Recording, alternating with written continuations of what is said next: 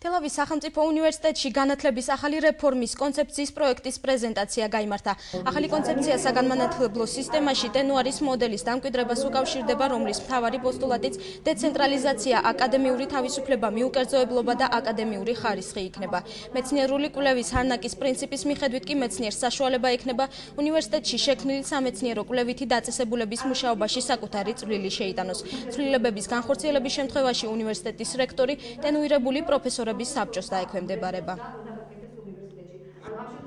ეს მოდელი უქმნის პროფესურას კარგ პირობებს, როგორც კონცეფციიდან ჩანს, არ ვიცით როგორ განვითარდება და როგორი შედეგები ექნება. საბოლოოდ და ჩვენ ვეცდებით, რომ კარგი შედეგებზე გავიდეთ, მაგრამ თავდაპირველად, როდესაც ჩვენ აი ამ მოდელს ვეცნობით და ვიხილავთ, სწორედაც იმიტომ ვშრომობთ და სწორედაც იმიტომ ვფიქრობთ, რომ ის როგორ მოვარგოთ, სწორედაც ჩვენ საქართველოს საგანმანათლებლო სივრცეს. ჩვენ რომ დავანებოთ თავი ღრმა განხილვას, აქ არის ორ ძირითად პრინციპზე საუბარი.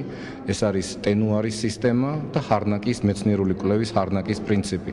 მოკლედ რომ ვთქვათ, ეს რას ნიშნავს?